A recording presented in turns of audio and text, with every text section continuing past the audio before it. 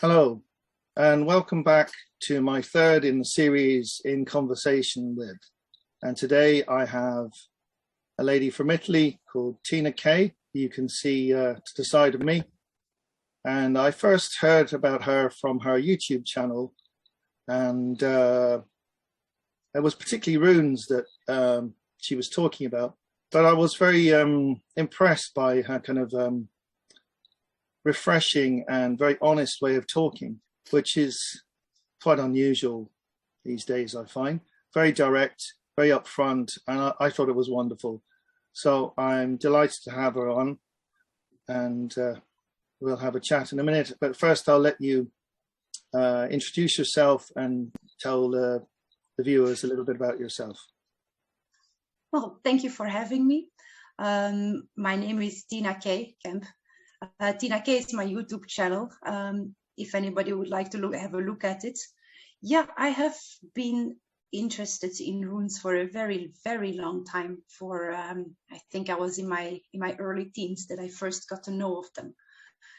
I'm not actually Italian. I am Belgian, but I moved to Italy about 2 years ago because, well, the whole Rona hoax happened, and I saw the signs on the wall. I worked in culinary. I knew I wasn't going to get a job anymore. Every place was laying people off. So I thought, fuck it. I'm just going to move. And I did. And that has worked out pretty well so far. It was hard at first, but I mean, like all big changes in life, you take some time to get used to it, I suppose.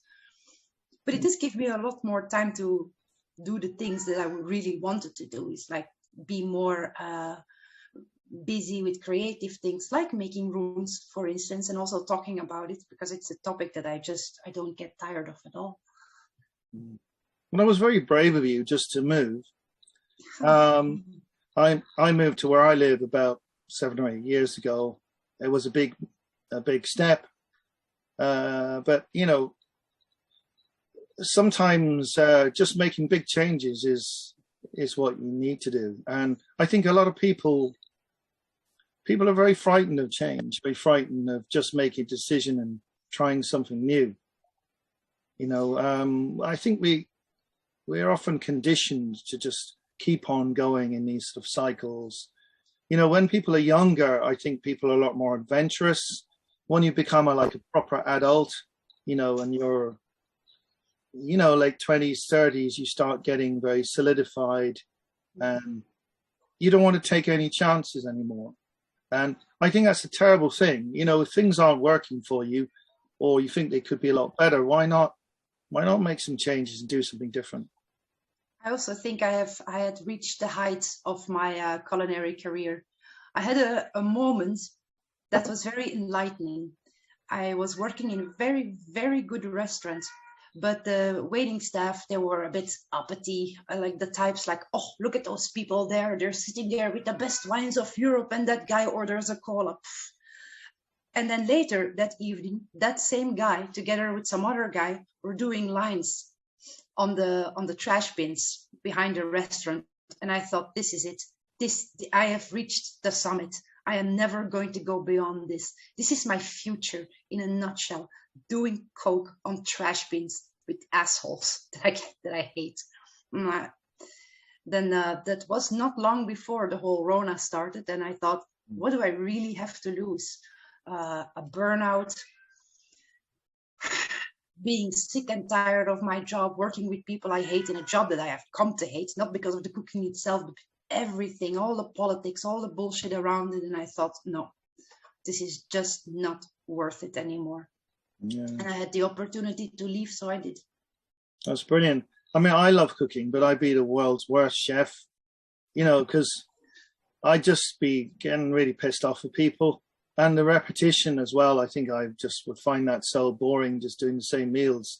But I don't know if you've ever seen the film Betty Blue. She comes out of the kitchen and she stabs this guy with a fork in the hand. He's a really obnoxious customer. And he's like, you know, there's blood pumping out of his hand. But if I was a chef, that'd probably be me. I'd go, what's wrong with this? I'd come out and I'm like, oh, stab. I get it. I get her. I know always said that this is a joke in culinary, actually. Like the worst thing about the job is the customers. Yeah, absolutely. I mean, yeah, I've worked for a hotel group as a gardener and a really massive place. They had a fancy spa, and we had 160 acres of grounds. It was huge, and I looked after all that, so I didn't really have to deal with the customers that much. But yeah, some of the things I saw in the stories, oh my God, people can be so obnoxious.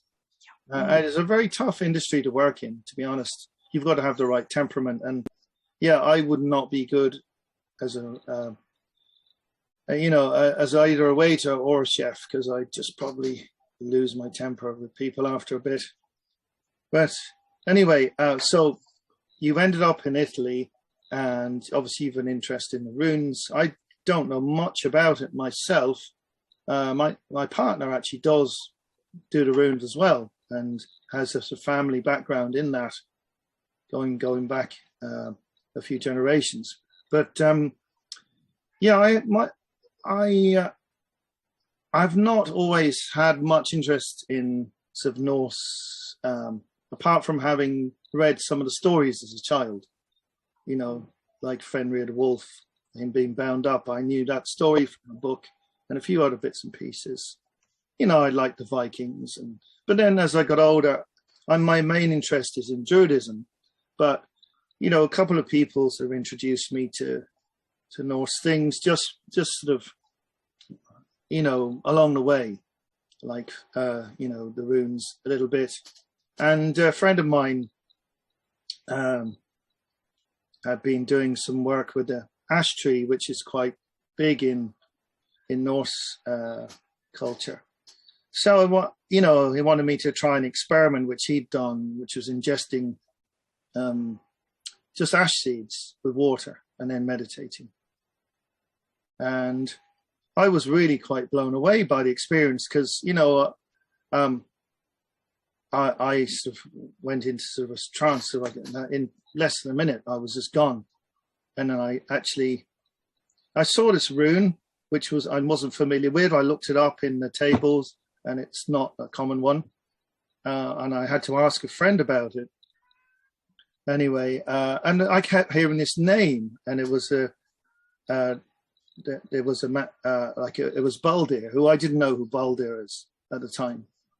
But it just struck me, wow, this is really weird. And it was really intense, because, you know, my normal druidic method of doing things, it takes a little time. You don't just jump in a minute.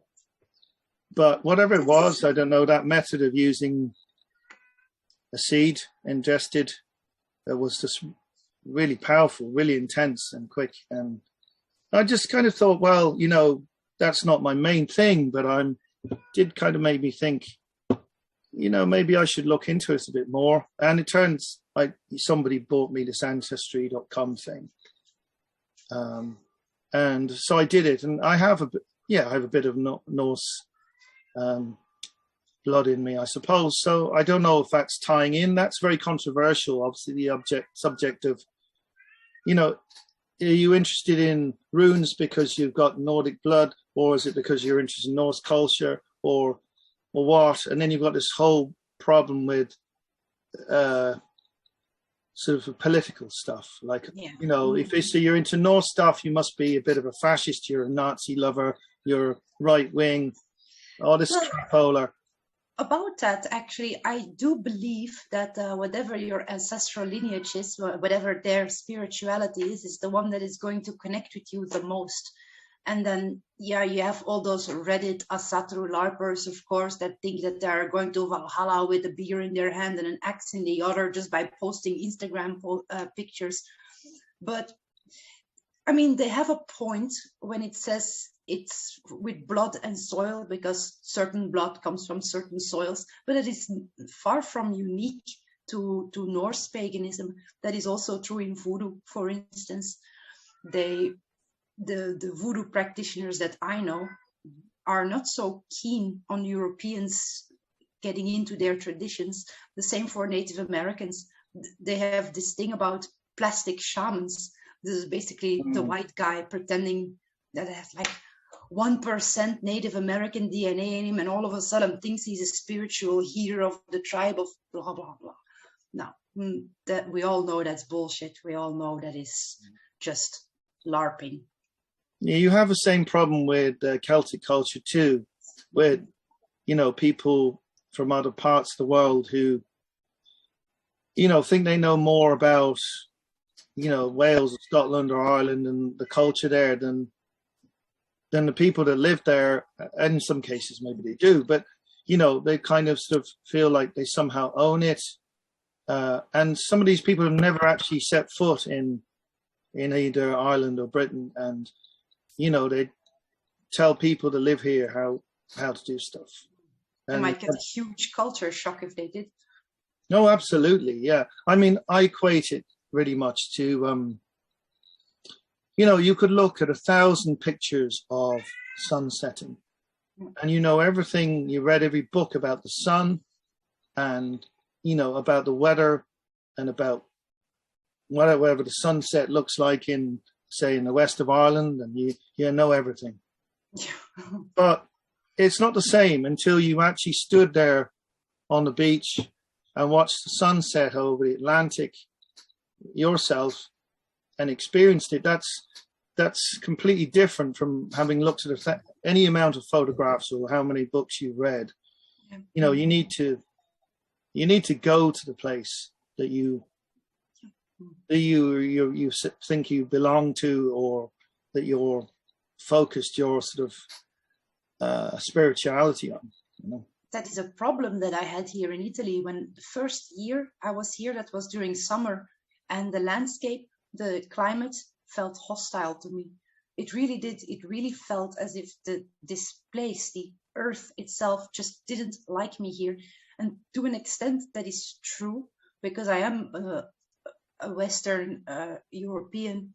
I'm way more used to colder climates. I'm genetically predisposed to colder climates. And the summers here, well, they absolutely kill me. I have to take supplements here because I lose so many minerals in the blood just by sweating, just by being active, that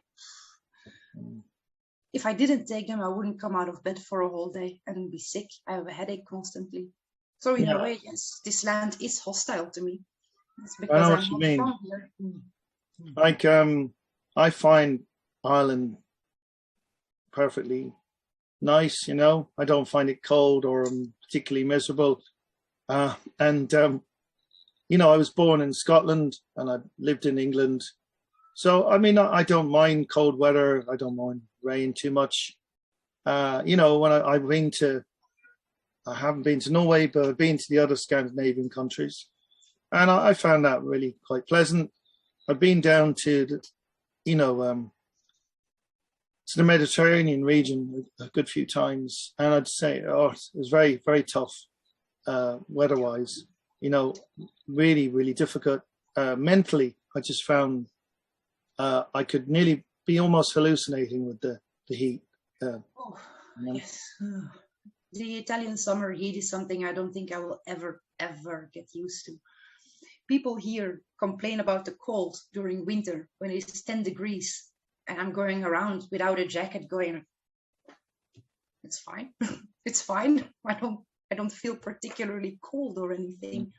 There's something also about Belgium. I never realized how much I would miss the rain. That's a thing in Belgium because it rains there very, very often. And everybody always complains about the rain. But I miss it, if I'm really honest. Well, I think, you know, it's a funny world we live in now because you can go backwards and forwards in a way that people weren't able to do. I mean, when people left this country, you know, they went off to America, say, Australia, people had a wake, like a funeral wake for them because, you know, they knew that the chances were that they're never going to see them again. But nowadays, it's possible to go home. It's possible to go backwards and forwards because I suppose we have the luxury of, you know, of modern travel, which I suppose also makes The whole cultural interchange a lot more viable too. You froze up there for me for a second. Yeah, so you froze as well. Actually. Oh, right. Don't worry about it. Okay. Yeah, but I mean, now the cultural interchange is a lot faster than it used to be, because you can go backwards and forwards. You know, people emigrate and then come home again sometimes. You know, yeah. I have no idea if I'm ever going back to Belgium. I just don't know. I'm a bit hesitant to say yes or no either way. Yeah. Well, look, I think you just see what happens. You know, I think one of the things about modern life is I think we've been kind of trained to expect so much out of life.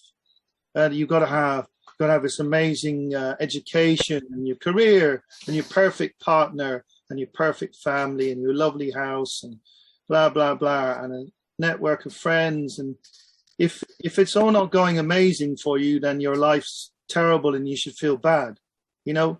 But why not just let things happen and go more with the flow, feel your way through life and make decisions based on more what feels right rather than these expectations that society has put onto us.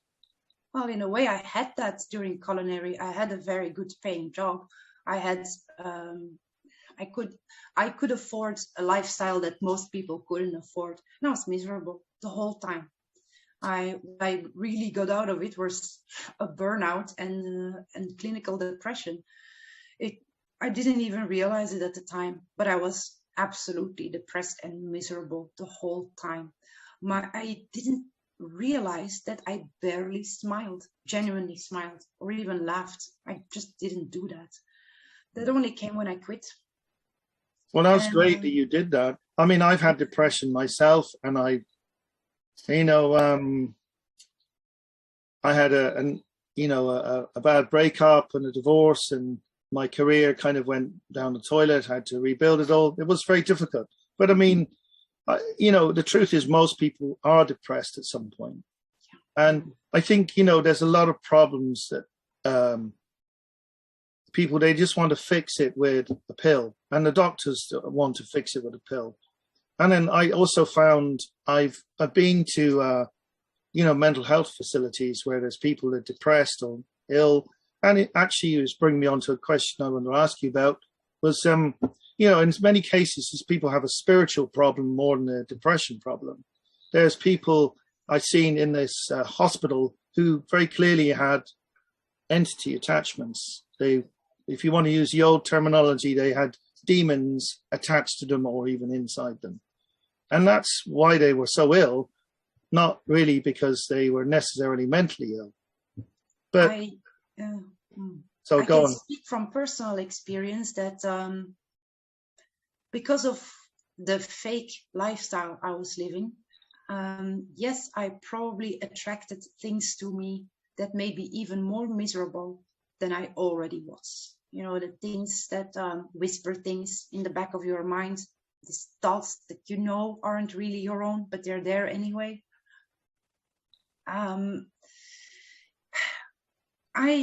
When I finally came out of a major depression, I started to see the world with an incredible clarity that I didn't have before. And that clarity also came with the realization that there is real darkness. And that helped me a lot to just not fake everything being nice and to think or to wishful think more than anything that everything is love and light and fun and games, because it really, really isn't. There is real darkness in this world. And I am entity free as in my current situation. And now I become very sensitive to it. I know when I'm being psychically attacked by somebody. May not necessarily know who it is, but I know it's happening. There are always these little signs like this negative thinking patterns. They tend to come back, and that's immediately, maybe not immediately, what sets me off on my that sets my alarms off. but it is part of it. And other small things that start going wrong. One thing I noticed that is flies. When there are flies in the house, that's always a bad sign. Always. I can tell you a story there. Some people will find it a bit hard to swallow, but yeah, I was attacked by somebody for 3 days. I think I know who it was, but you know, you can't really prove these things. And even if you can trace it, you know, there's no way you can actually make a strong accusation against anyone. You know, people won't take you seriously, and a lot of people would actually say you're crazy for even mentioning such a thing. But anyway, during these 3 days, lots of weird stuff happened. You know, the house was freezing cold. I remember I had some brand new milk that turned like to cheese, and it was in the fridge. And I'm like, what the hell? It's like a liter of cheese instead of milk. And then there was the flies. There was about 50 odd flies out of nowhere suddenly appeared in the house. And how the hell did they get in? There wasn't even a window open. And I'm like, what on earth's happening? And then I tried to ring a friend and I got electric shock off the phone. And then I had to use my mobile and repeated attempts using both phones to get through to someone for some help. This is a long time ago, actually. Yeah. So I was a lot less experienced. But and anyway, this just kind of went on and on, more and more horrendous stuff. And me feeling very, very under threat and nervous and a bit fearful, which obviously that just makes it worse. But I realized, look, I have to stay calm. I have to fight this fear, otherwise it'll overcome me. And I was well aware of this idea of the 3 days. But anyway, on the last day, the weirdest thing happened. This stag from down the road broke out of its enclosure, and it spent half a night outside my bedroom bellowing. I thought it was like, the devil himself. It was this awful noise. And then the next morning I realized what had happened. It was actually just a stag. But the fact that happened at all tied in with this whole thing. I think maybe it was kind of influence to come and do that to scare the bejesus out of me. And but then the flies was one of the things that really freaked me out, though, because I don't like flies anyway. Did it stop after the night of the stag? Yeah, that was the last day. And after the third day, it was gone. That was finished. I am actually inclined to think that was something that was coming to help you. Well, possibly, but, animals are more vulnerable to being controlled, I think, than humans generally. And the thing is, it was really frightening, because I've heard a stag in a field, but when it's right outside your window, pretty much bellowing in the middle of the night, it was quite terrifying. Do you have any idea why it was only 3 days and that it then just? Yeah, well, generally, I think this would be commonly accepted in many occult circles that, if someone sends you a curse or sends a demon to attack you, you've a limited time, and 3 days seems to be kind of a limit of, unless it's like, maybe come of its own itself, and it just stay there because it wants to be there. If someone sent it to you, if you can last out that long, you'd probably be okay. It's an endurance test, really, a demonic attack. If you lose the run of yourself and you collapse into hysteria and fear, you're going to succumb. If you can keep your cool long enough to ride it out. There's a film actually called The Devil Rides Out, I think it is, with Christopher Lee, and something, well, more extreme than that. This demon is sent to kill these people, and Christopher Lee helps them to endure this attack and survive it. And at the end of it, the demon returns back to where it came and kills the person that sent it. Yeah, that is always a risk if you start dabbling in these things. And first of all, you need to attract it to yourself before you're going to send it to somebody else, that demon or entity. So there's always an inherent risk if you're going to do that to somebody. So I feel I don't feel any sorry for those people. They get what they're what is coming to them. Mm. And I might not be gloating openly, but yeah, I'm just sitting there going, yeah. Yes, karma, instant karma, really, isn't it? You know? Yeah. I have had people psychically attacking me when I was here. And I know I was not in the best state of mind, because it was a big change. It was a psychic shock to me as well. And like you, the house was full of flies, but not just one fly, two flies, no, 10 in every room at least. And there's quite a few rooms in this house. That is a lot of flies. And I started killing them left and right. I closed all the windows, made sure there are no holes anywhere, and they still came. I have no idea where they came from. They couldn't have come from anywhere. They just manifested out of thin air. So yeah, that was definitely something that somebody sent to me. I have a good idea who it was, because somebody else. Same with me. There wasn't a fly in the house. They were all in one room, actually. It was the kitchen. But like, you know, there was nothing. There was no food left around. You know, they just suddenly appeared out of nowhere. And I'm just like, how is this even possible? And not just, you know, if it was one or two suddenly appeared, but like it was a whole bunch of them, so many of them. And it was just like really, and you could feel the energy in the house. It was completely changed. The coldness, but even like almost like an electricity in the air as well. So, yeah, there was something diabolical about it all. It was very unpleasant. It is very ironic, though, that the person that I have always suspected it to be is now the person that is rather, that is, you could say, losing their mind. And not only that, is accusing me of the wildest stuff, the absolute wildest accusations with no base in reality, including that I cursed that person. Yeah. Well, you know what? Bad things come back to bad people. And, you know, if say you're the kind of person that's inclined to put curses on somebody, then you're probably a suspicious person anyway, and you'd imagine that half the world is against you and going to curse you. Yeah, you know, a lot of these people are preemptive. They think, oh, you're going to do something bad to me, so I'm going to do it to you first. But that's just their own paranoia and craziness. Yeah, but that is a really good point, and I haven't even thought of that, but you're right. Like, if you are that kind of person that goes around cursing every John and Jane, then yeah, you would probably suspect every John and Jane to be cursing you for minor slights, not even something big, because that's what you do. Yeah, and that's one of the problems I find in the esoteric community. I suppose the biggest of that is the pagan community. But I mean, not all magicians and occultists are pagans, but I suppose it's the biggest group. But I found, you know, they talk about community, but there's a lot of people who don't behave in a very community-minded way, I find.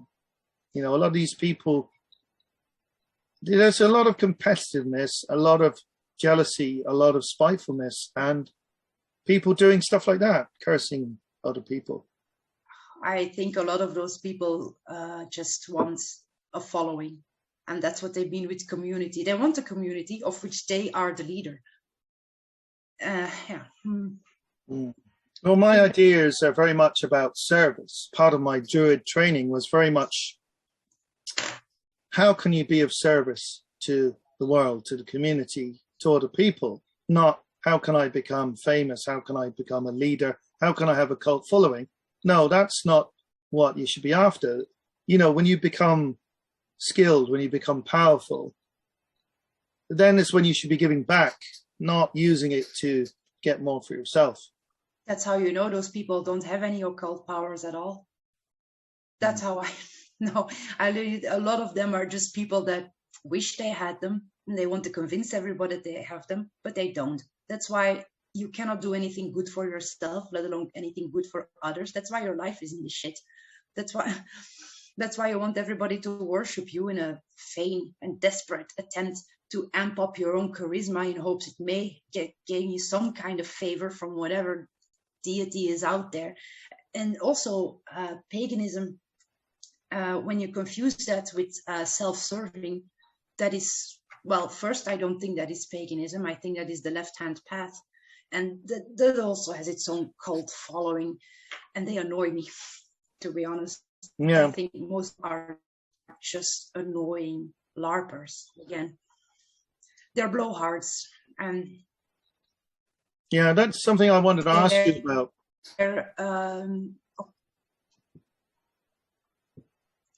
You broke up there for a sec. But I want to ask you about the left-hand path. I suppose that's like not a term you hear so much anymore. I don't know if you're familiar with Israel Regardie. He wrote a book called The Middle Pillar, and you've got your left and right hand part, and there's the middle part.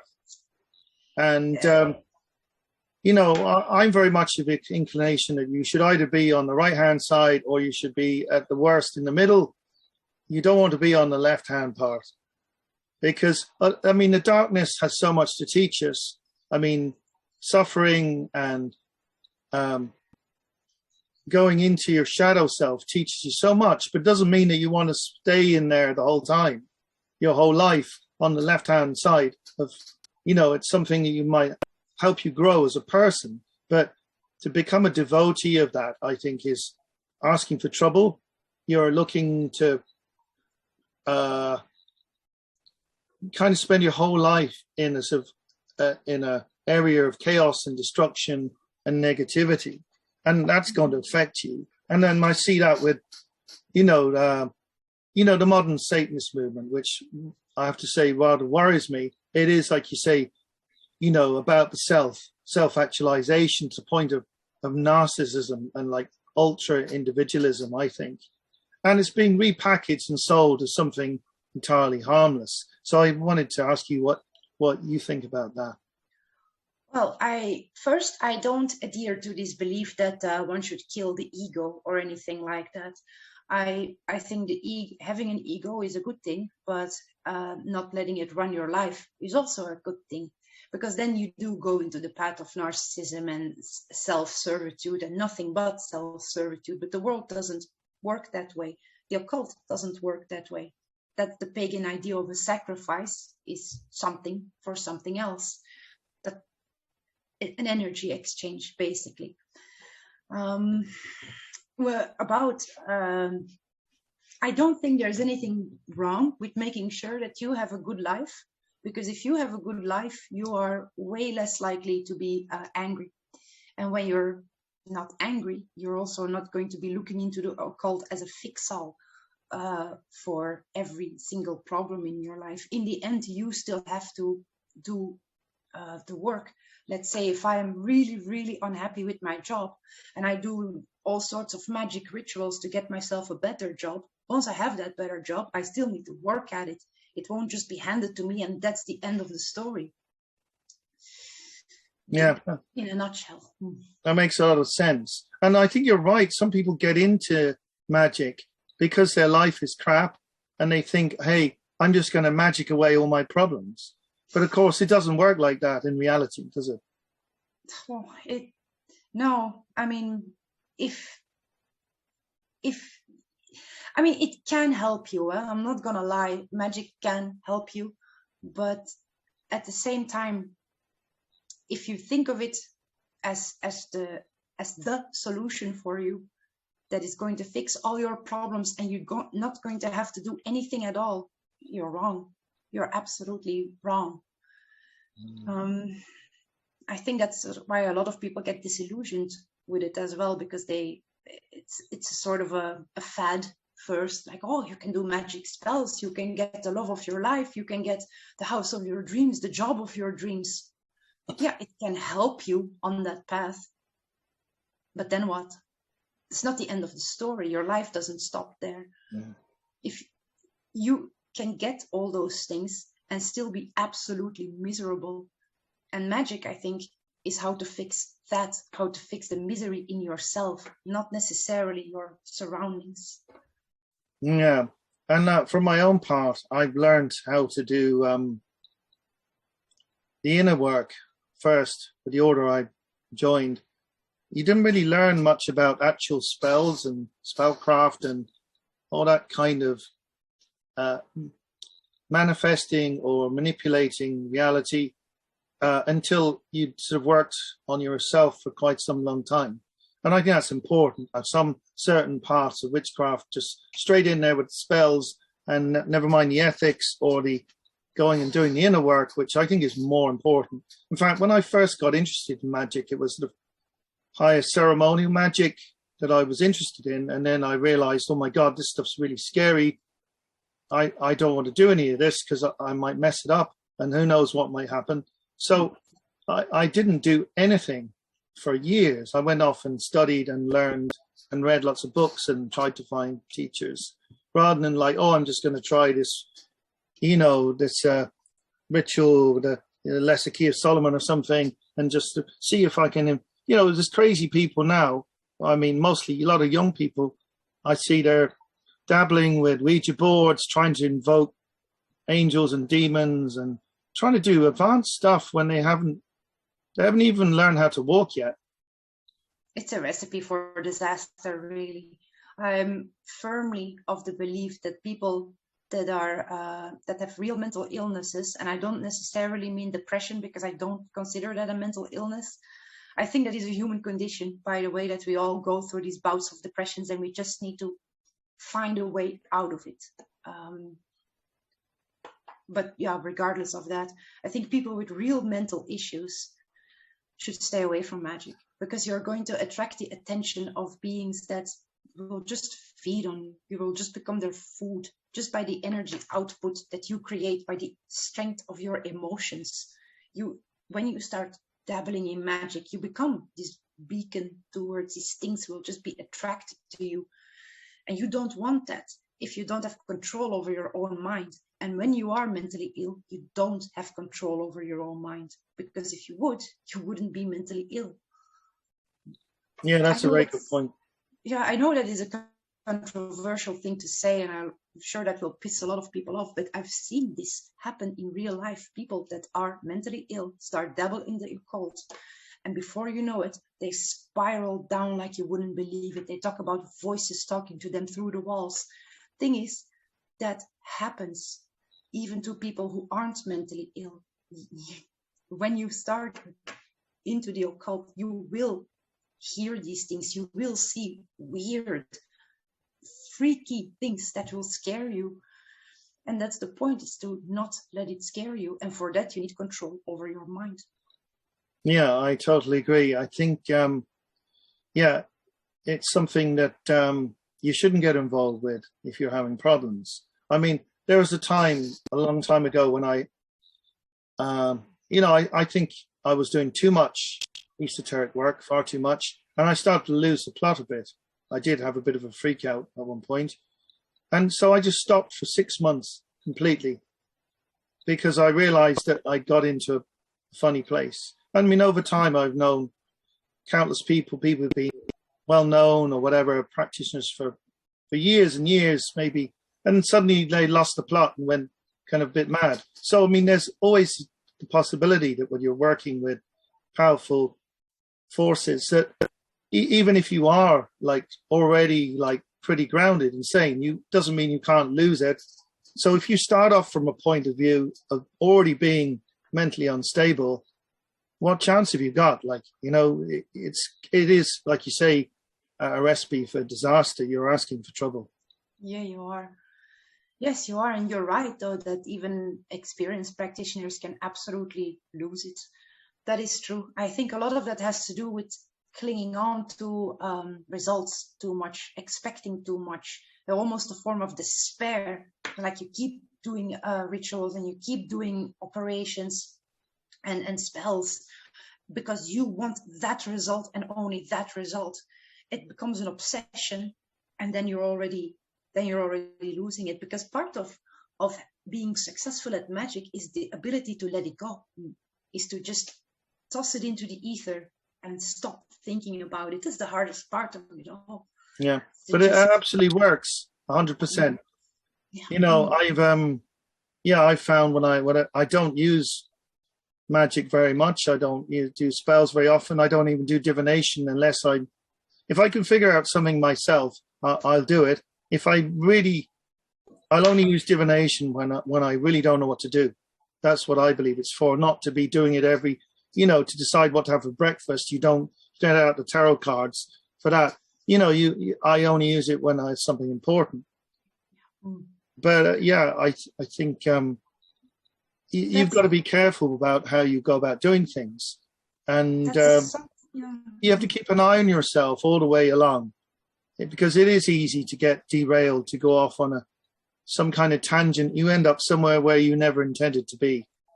It's like painting, isn't it? If you're too close to the canvas, you cannot see the whole painting anymore. You need to take a step back every once in a while and look at the whole. What are you really doing?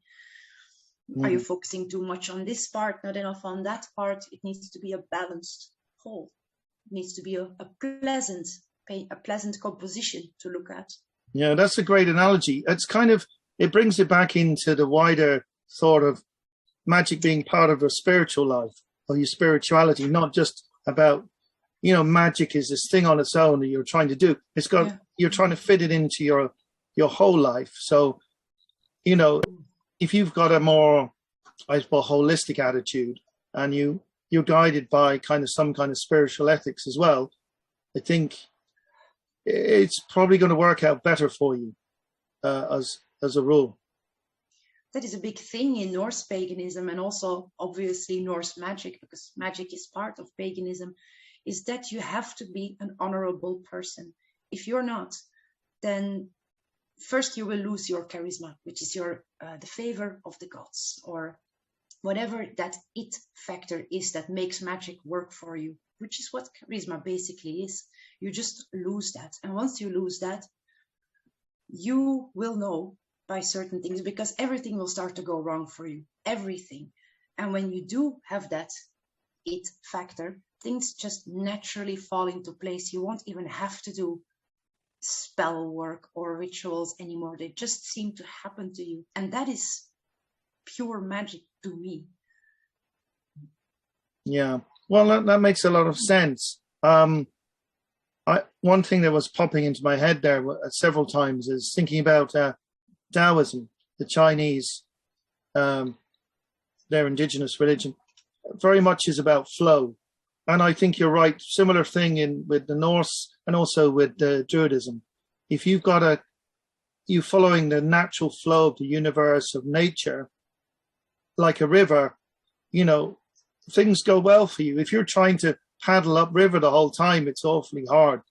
But if you're following what nature wants to do, the river wants to run down to the sea, and if you're trying to force the opposite, it's so much harder for you. And I think what a lot of problems humanity has, especially the more modern way of living, it's like we're trying to swim up a river the whole time. We're going against what the creation or the universe or nature wants for itself. We're trying to do the opposite a lot of the time. Yes, and a lot of times, and this is where I think that a lot of depressions come from, is that we don't realize that the current is so strong that we're just paddling in one place.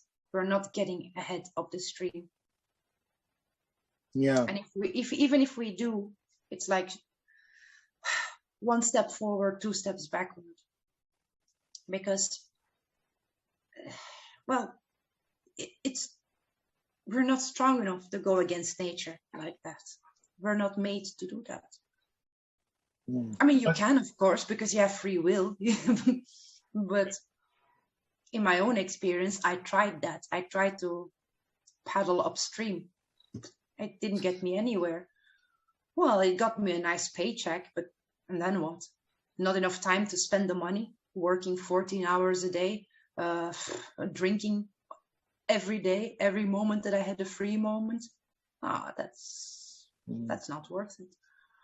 I think we're starting to see that. I mean, if you look across on a bigger level at like governments, the world, and this whole kind of move towards like transhumanism, the stuff that Klaus Schwab and the World Economic Forum are pushing, and Bill Gates and all this, and the whole way they've handled this, the pandemic and everything. It's all pushing away from nature more and more down that, they're if you want to use the American term, I suppose, doubling down on on going up the river even stronger and going against the current twice as fast.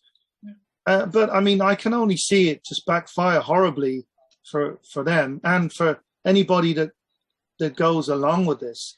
Ultimately, as you say, we cannot defeat nature. We can't. If we keep going against nature, we are going to suffer for it ultimately, because it's so much stronger than we are, I think. I see that in the whole woke movement. I mean, it's gone so far with wokeism that when I look at these people, I don't see a human anymore. I see somebody, a thing, that looks like a human, but is actually part of a hive mind. You all say the same things. You read from the same script. You all look the same, even though you think you are diverse, because one of you has a piercing here and the one other you have 5 there. And your hair is purple and your hair is green and yours is blue and green. Like, come on. You all look like poisoned frogs to me. And to me. But yeah, I think, look at these people. Look how they sound. How hysterical they are when the slightest thing go wrong in their life. That's not normal for a human being. You're meant to overcome diversity, not to make it an identity. And that is what these people are doing. And that is something that, unfortunately for them, very much goes against natural law. And that is why I think these people start to look less and less human, because they are as unhuman as a person can possibly be. I mean, you want to erase gender. You want to think you're a woman. You want to think that you're an animal. You want to think that you're an animal in human form. Come on, no. I mean, we all go through these things when we are children, but that's because we are children. Eventually we grow out of that. But these people don't. And it seems to be from above, from corporations and from government, to be encouraged. And sometimes I think it's just so they can sell medication to these people. And on the other hand, I think like, no, it's something else. It's something non-human attached to these people. This wokeism is something not human. And that is why these people start to look less and less human. Well, I hadn't thought about that. I don't know. But I would say that these people, you know, they just seem to be swallowing, as you say, what corporations and governments say. This is the new thing, and you should say this, you should believe this. And they just seem to blindly accept it without question. And they you know, they're going around actually trying to damage people that don't agree with them. And I feel kind of sorry for them, because well, you know, some of these people maybe genuinely really do believe all the stuff, and other people, they're just going, well, this is the new thing, so I'll just jump on the bandwagon, I'm going to say this. And, you know, people can disagree.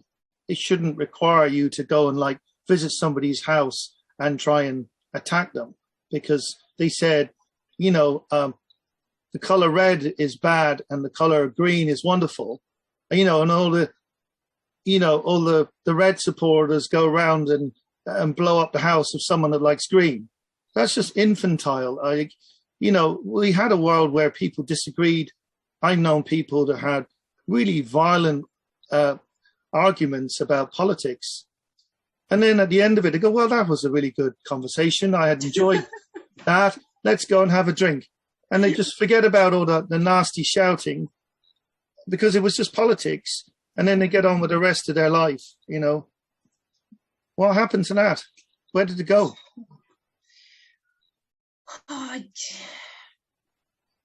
These wokies, that's also part of the reason why I think it's a hive mind.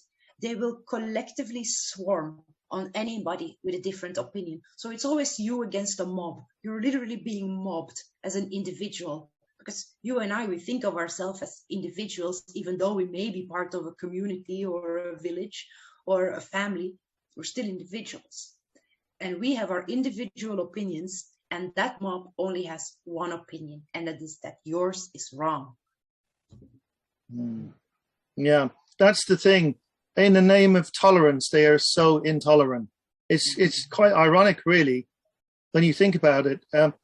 And some people have suggested it ties in with totalitarianism, with the kind of tactics used by the Nazis, by Stalin, by Mao Zedong, Pol Pot, etc. This kind of brainwashing sort of mind control thing when everyone has to comply with certain viewpoints. So I can see that parallel. And, it certainly is being pushed constantly by the media, and even now it's getting pushed by governments, which wasn't happening a couple of years ago. Well, it's very worrying, I think, and I think we have to stand up against it.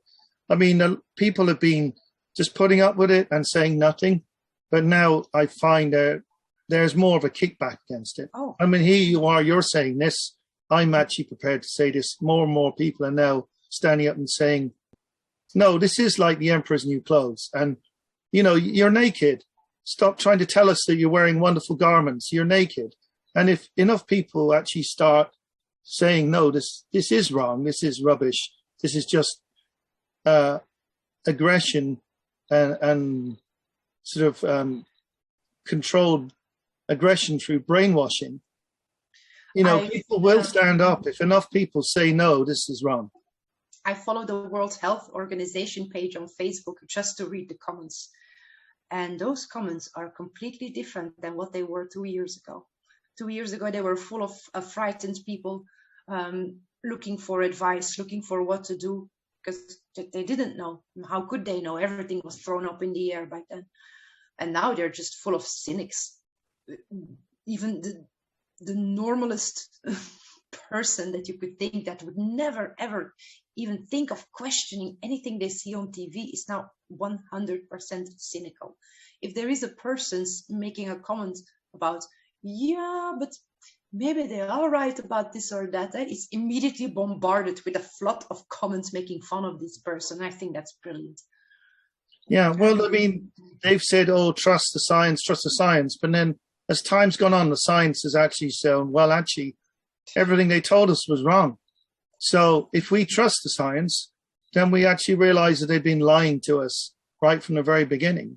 And I think they've overplayed their cards, these sort of, these elite bosses that run the world. The thing of having a global network of internet and social media means, yes, they can control us, but it also means that we can all talk to each other.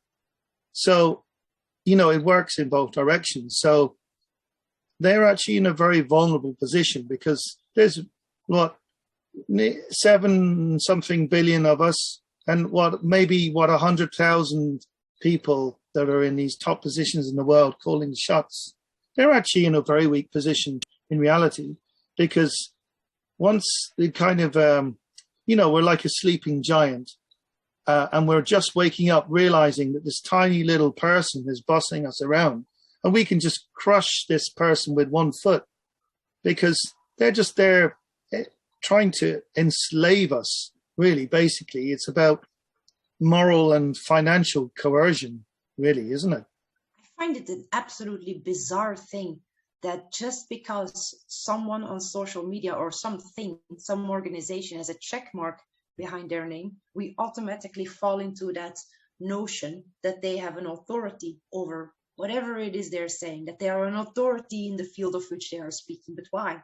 Who put them there? Themselves. They put themselves there. We should just ignore these people. I think that is the most powerful thing that we can do, is just collectively ignore them. What are they going to do? Yeah. What can they do? Well, non-compliance, social non-compliance is very powerful. I mean, it worked in the past.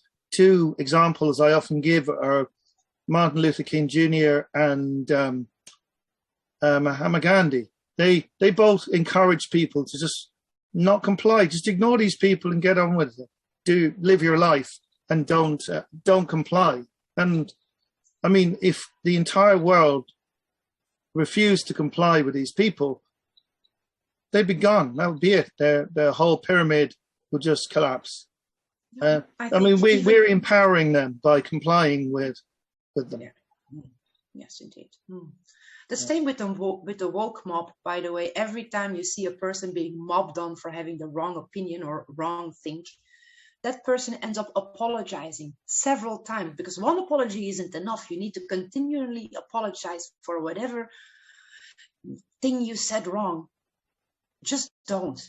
Tell them to go fuck themselves. That's been my approach with wokeism from the start. Like, no, I have my opinion, you can have yours, and I don't care, but I'm not apologizing to you at all. Never. You're right. Yeah. I mean, the worst thing is when you stoop to insults. I mean, I have no problem with people disagreeing, and you say why you disagree, and you can say quite strongly why you disagree. I have no problem with that. That's not a problem. It's when people start being unnecessarily rude, insulting, and treating other people badly. That's when I start to have a problem. But as you mentioned, really, a lot of the woke people, that's the first thing they go to, is to treat people badly. Rather than saying, this is why you're wrong, they go straight in there with the attacks, the mob jumping on you and ripping you to pieces. And I mean, that's the worst thing about it, as far as I can see. But all these wokies, they're all from, these middle class children that are basically well off. They never really had to work for anything. They've never been told no. So whenever somebody tells them no, oh, I'm oppressed, I'm being bullied, I'm this and that, because they're just not used to hearing this. And they should be told often, all the time, in fact. Just shut up. Yeah. Well, a lot of hardship, I think, is good for you in many ways. Not too much, obviously, but, you appreciate what you have when you've had to work to get it. And I think that is a problem for a lot of people who are sort of, in their teenage years or early 20s, the under 30s, that maybe they've had things so easy that they don't have the inner strength that maybe other people have who've had to go through more in order to sort of figure out who they are, really, because hard times really do teach you a lot about yourself. So, yeah, having it really, really easy kind of perhaps delays your voyage of self-discovery, I think.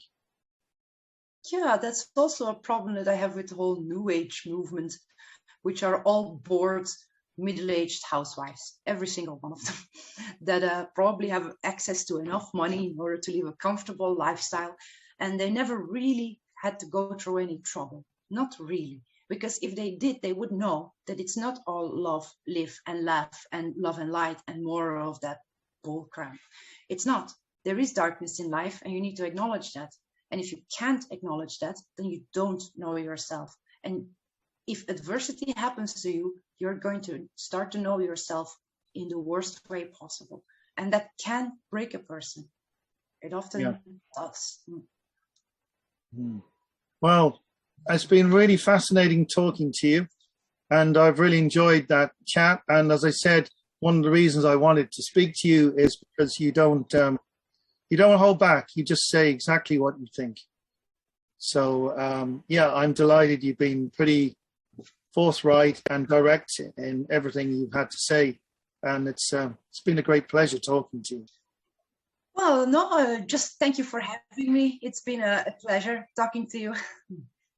Great. Thank you so much for coming on. And I'm going to put a link to your own YouTube channel in the description.